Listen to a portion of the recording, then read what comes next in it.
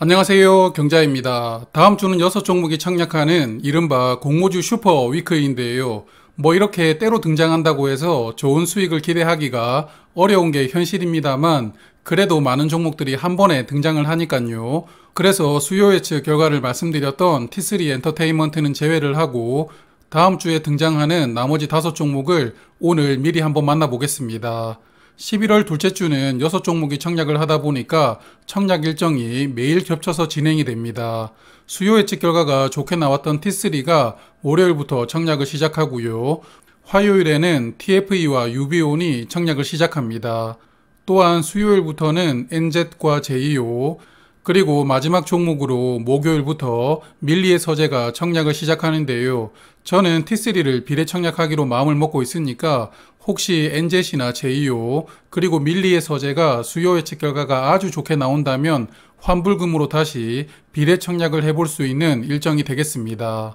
그리고 또 하나 난관이 있는데요. 바로 상장일입니다. 현재 다음 주 상장하는 6종목 중 5종목이 무더기로 겹쳐서 상장을 하게 됩니다. 이번 주 JI테크가 뉴로메카와 같이 상장을 했다가 상장일에 처참한 성적표를 받았죠. 그래서 사실 같이 상장하는 종목들을 모두 청약하기가 겁나는 상황인데요.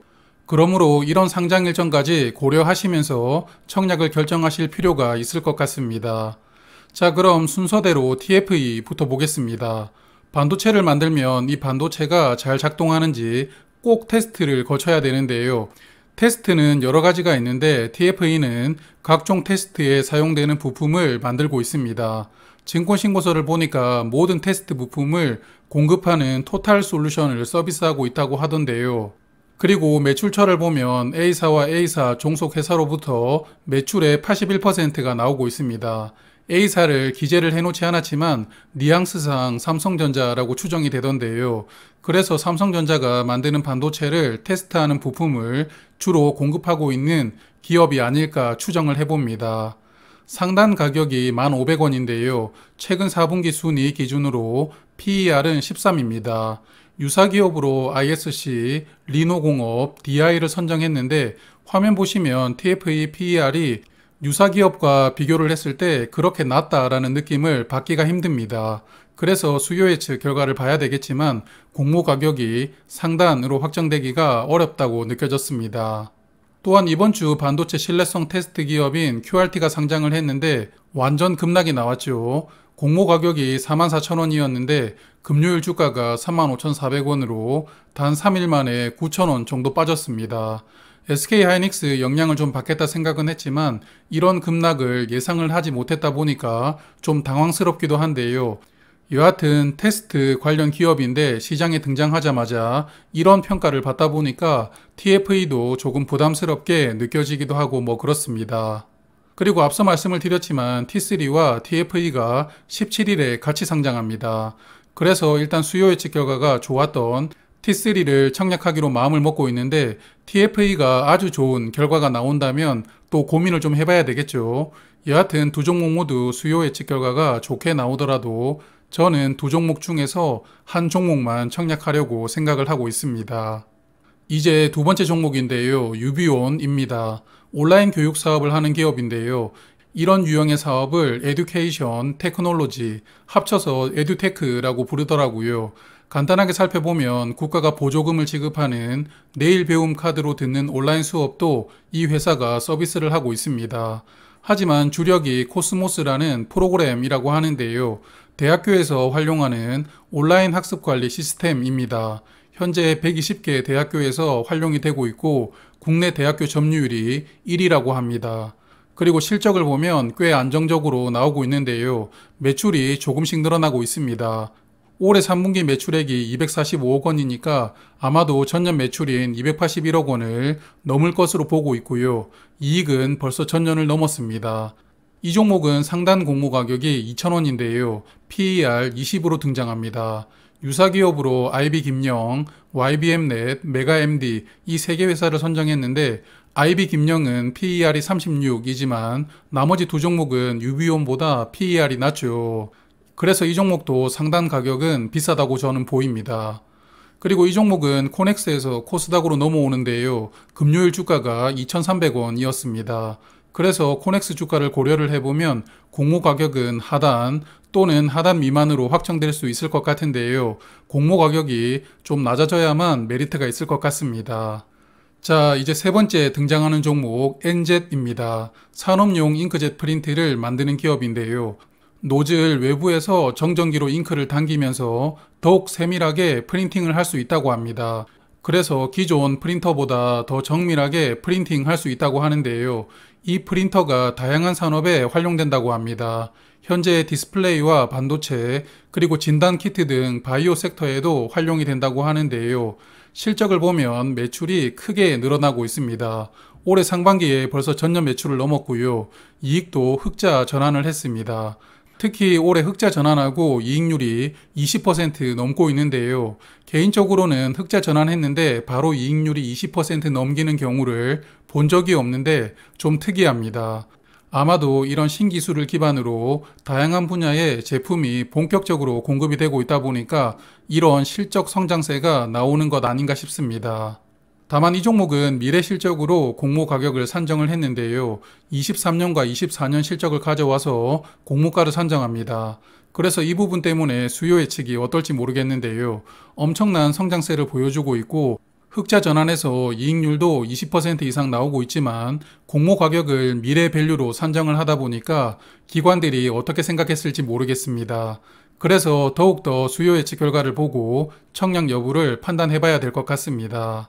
네 번째 종목 제이오입니다. 제가 공모주 프리뷰에서 기대 점수를 매기지 못하겠다고 말씀을 드렸죠. 증권 신고서를 읽어보니까 어느 정도는 생각이 정리가 되었는데요. 간단하게 살펴보겠습니다. 일단 이 종목은 탄소 나노튜브라는 도전제를 만들고 있습니다. 전기가 잘 흐르는 우수한 신소재라고 하는데요. 현재 2차 전지는 양극재와 음극재에 카본 블랙이라는 도전제를 섞어준다고 하는데요. 이 탄소 나노튜브가 카본 블랙을 대체한다고 합니다. 이 신소재가 사용되면 배터리 용량이 증가가 되고 충전도 빠르게 되면서 안정성까지 더해진다고 하니까요. 2차 전지 핵심 소재 중 하나가 될 수도 있을 것 같다고 보이기는 합니다. 다만 이 종목은 공모가를 너무 높게 잡았더라고요. 일단 유사기업으로 2차전지 소재 종목들을 선정을 했는데요. 제가 지난번에 WCP에서도 말씀을 드렸지만 현재 2차전지 소재 종목들은 현재 실적이 아니고 향후 3년 후 실적들이 주가에 선 반영이 되어 있습니다. 그러다 보니까 EV/EBITDA 배수가 32배 이렇게 높게 나오는 것인데요. 그런데 이 종목은 WCP와 똑같은 구조로 공모가를 산정합니다. 미래 실적 기대감이 반영된 소재 종목 밸류에다가 또 본인들의 25년 실적, 즉 미래 실적을 가져와서 공모가를 산정했더라고요. 결국 이 종목은 미래 실적을 2번 곱해주면서 공모 가격을 뻥튀기 시켰다고 보이는데요. 물론 탄소 나노튜브가 가지는 파급력이 WCP의 분리막보다는 훨씬 대단할 수도 있으니까 기관 투자자들이 이런 밸류라도 오케이라고 할 수도 있습니다. 하지만 그럴 가능성이 개인적으로 높지 않을 것이라고 생각합니다. 그리고 현재 실적이 암담합니다. 21년도에 매출이 한번 크게 늘어났는데요. 올해 상반기 매출을 보면 올해 매출은 전년과 비슷할 것 같습니다. 그리고 전년에 이어서 올해도 적자가 이어질 것 같은데요. WCP는 현재 실적이 흑자를 내고 있었지만 이 종목은 실적도 적자 상태로 등장하다 보니까 개인적으로는 더욱 부정적이라고 봅니다. 그래서 이 종목이 저는 오늘 말씀드리는 5종목 중 수요 예측 결과가 가장 궁금한 종목입니다. 어쨌든 이 세 종목은 18일 금요일에 다 같이 상장하는 일정인데요. 상장일이 조금 조정될 수도 있겠지만 현재 상황으로서는 매우 부담스럽습니다. 그래서 세 종목 중 수요 예측 결과가 확실한 수준으로 나오는 종목이 있다면 그 종목은 청약을 해보겠지만 어중간하게 나온다면 균등 청약도 저는 부담스럽다고 보고 있는데요. 이 세 종목은 청약을 더욱 보수적으로 판단해 보실 필요가 있을 것 같습니다. 자, 그럼 오늘 마지막 종목인데요. 밀리의 서재입니다. 유명하죠? 책을 구독하는 플랫폼으로 국내 1위 기업인데요. 이제 막 출판된 신간은 잘 나오지 않는데 시간이 조금만 흐르면 이 플랫폼에서 볼 수가 있더라고요. 그래서 저도 보고 싶은 책들을 좀 적어 놓다가 간간히 구독을 해서 보고 있습니다. 구독 기반 사업이다 보니까 결국 회원수가 매출인데요. 회원수가 조금씩 늘다가 올해부터 급격하게 늘어납니다. 주요 원인이 KT 번들링인 것 같은데요. 밀리의 서재는 작년 9월에 KT 계열사로 편입이 됩니다. KT 계열사인 진입뮤직이 지분 약 38%를 보유하면서 현재 최대 주주로 있는데요. 그리고 서로 시너지를 내기 위해서 KT 고가요금제에 밀리의 서재를 구독할 수 있는 혜택을 옵션으로 제공하고 있습니다. 이런 요금제가 올해 초에 출시되면서부터 밀리의 서재 회원수가 폭발적으로 늘어난 배경이 아닐까 싶고요. 또한 증권신고서를 보니까 올해 상반기 매출 중에서 8% 정도가 KT에서 들어온 매출입니다. 여하튼 이 종목은 KT라는 든든한 우산 아래 있다 보니까 이 부분이 긍정적으로 바라볼 수 있는 요인이 아닐까 생각합니다. 그리고 실적을 보면 일단 매출이 빠르게 늘어나고 있습니다. 증권신고서에 3분기 누계 실적을 기재를 했던데요. 올해 3분기에 벌써 21년 매출을 넘었고요. 그래서 올해도 큰 성장 예상됩니다. 그리고 흑자 전환했는데요. 다만 영업이익에 비해서 순이익이 비정상적으로 많이 나왔는데 재무제표를 보니까 금융수익이 많이 나왔더라고요. 여하튼 플랫폼 기업이지만 흑자로 등장하는 게 좋아 보입니다. 하지만 이 정도 실적으로 공모 가격을 산정하면 가격이 애매하겠죠. 그래서 이 종목도 내년 추정 실적을 기반으로 공모 가격을 산정을 합니다. 그래서 수요 예측을 낙관하기는 어렵다고 보고 있는데요. 특히 작년에 KT가 이 회사를 인수할 때 주당 18,300원으로 투자를 했는데 상단 공모 가격이 25,000원이거든요. 계리율은 37%인데요. 그래서 올해도 엄청난 성장세를 보여주고 있지만 아무래도 상단 가격은 높다고 생각이 됩니다. 하지만 이 종목 6개월 환매 청구권이 부여가 되었거든요. 그래서 올여름에 등장한 소카와는 다르게 6개월 동안은 그래도 기다려볼 수 있는 조건이니까요. 공모 가격이 합리적으로 조정이 된다면 관심을 가져볼 수 있는 조건 아닐까 싶습니다. 또한 앞서 말씀드렸던 종목과는 다르게 밀리의 서재는 22일에 단독으로 상장하는 일정이니까요. 상장 일정 때문에 청약을 망설이게 만들어주지는 않을 것 같습니다. 화면은 오늘 말씀드린 5종목의 주관사와 청약 한도입니다. 수요 예측 결과가 공시가 되면 제가 다시 한번 정확하게 말씀을 드리도록 하고요. 5종목 중 미래에셋이 3종목입니다. 미래에셋 정말 많이 등장하고 있습니다. 그리고 제2호만 유일하게 청약 최소 수량이 50주이던데요. 보통 한 투가 요즘에 최소 수량을 20주로 하는데 이 종목은 50주로 했더라고요. 그래서 혹시 본인들도 수요 예측 결과를 어느 정도는 예감을 하고 미리 수량을 높여놓은 것 아닐까 생각도 들던데요.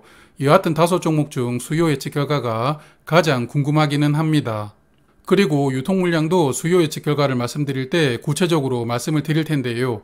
간단하게 살펴보면 TFE가 유통 물량 비중이 가장 좋습니다. 그리고 유통 금액으로 보면 유비온이 가장 적을 것으로 예상이 됩니다. 또한 제2호는 상단 공모가 기준으로 보면 유통 금액이 2천억 원이 넘으니까요. 코스닥 초대형 종목이라고 볼 수가 있겠습니다. 오늘 말씀드렸던 5종목 모두 공모 가격이 상단으로 정해지기는 좀 어렵다고 보고 있는데요. 부디 합리적으로 조정이 되어서 청약을 고민해 볼 수 있었으면 좋겠습니다. 그럼 내일 저녁부터는 수요 예측 결과를 발표하는 종목들 묶어서 매일 저녁마다 소개를 드리겠습니다. 오늘도 고맙습니다.